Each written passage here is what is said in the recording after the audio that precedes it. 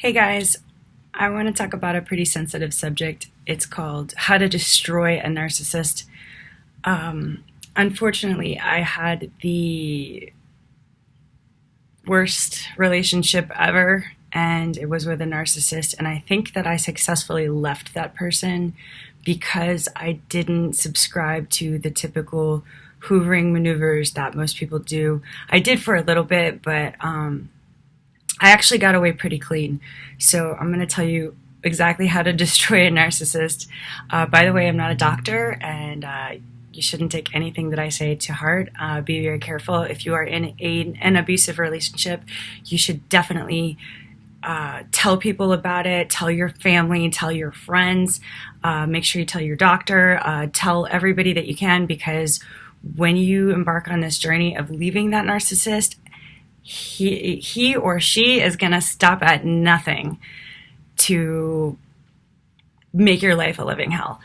So how did I do it? Okay. The first thing I did was we were living together. So if you're in a living situation with a narcissist, it's way harder to get away from them because you have to do everything kind of in secret in order to get away from them. If they know that you're going to get away from them, or if they think you're going to leave them first before they discard you, they're not going to be happy about it, and they're going to do everything they can to hurt you. So the first thing that you have to do is actually, if you're living with them, is to go and find another place by yourself. Make sure you put, like set it up, go get the lease signed, all of it on your own, in your own name, and try to make sure that the narcissist, after you leave, doesn't have any idea where you live. So you start slowly moving things out, small things at first. Eventually, the narcissist is going to catch on to you because they are very slick in that way. But if you can get away from them and move out without them even knowing where you went, I mean, that is the penultimate way of doing it. But unfortunately, that didn't happen for me. I got half my stuff of my music studio moved out. But he caught on to me and then took all of the art off of my walls when he figured out what I was doing, took it all into the living room and jumped up and down on it and smashed everything.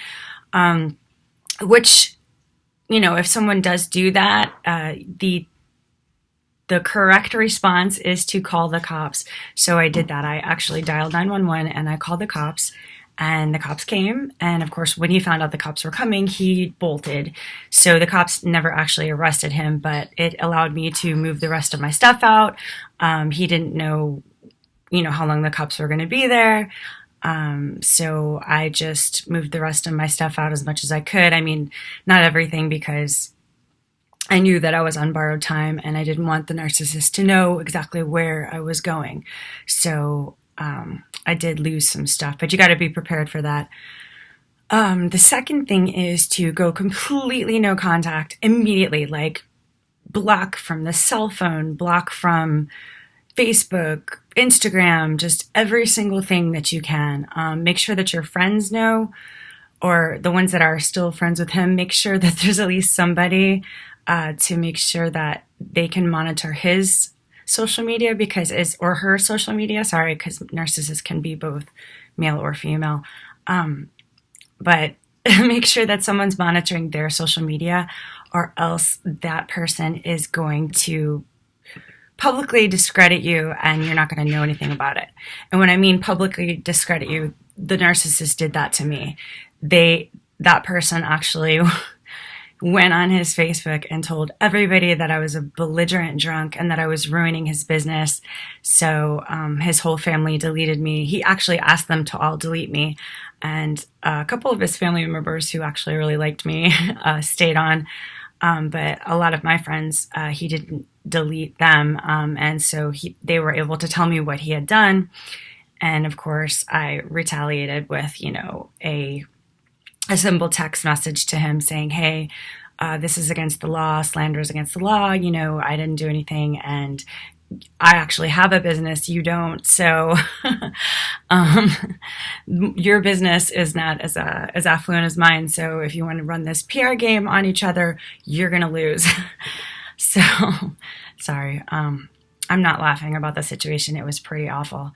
Third thing, is to keep that no contact. I mean, yeah, I had blocked him from my phone, but then I had to unblock him to do that. But then immediately it went back to block him again. And on iPhone, if you block someone, you literally, it's like they are dead to you. So go ahead and do that. The faster you go to no contact, the better. Don't respond to any family phone calls from them, because they will use every single person to try and get you back. His sister called, his father called. I got messages from pretty much everybody. He wants you back. Please talk to him. Please talk to him. You know, a bunch of that. He did break into my house a couple of times. Luckily, my friends were there during those times to see that, because that was very dangerous. And he just, you know, he couldn't fathom that I got away from him. And I've heard all kinds of horror stories, you know, from different people that have gotten away from their narcissists and what they've done to them. But the only way to really destroy a narcissist is to actually get away clean. And that means no car notes in your name, no kids, no nothing to hold on to. I mean, you are literally the one that got away, and that will burn the shit out of their psyche forever, which they deserve, because honestly, some of those narcissists need to be behind bars. They should stay behind bars. I actually put my narcissist in jail once before that. I should have left him in there. I actually did try to leave him in there, but it was over Super Bowl weekend, so nobody could get him out. So he was in there for about 4 days. He made me feel like a piece of shit for doing that. Like I was the worst. And I believed it at the time because I was so mentally abused. But you know, it's been 5 years, and he just stopped stalking me like maybe 8 months ago online. And that was because I wrote him back like, hey, you know, every single fake profile you make, every picture you steal from someone else's profile, that's identity theft. You know, each one is a felony. I'm like, it's not going to be jail. It's going to be prison. And so that was like the final straw, like the final kill.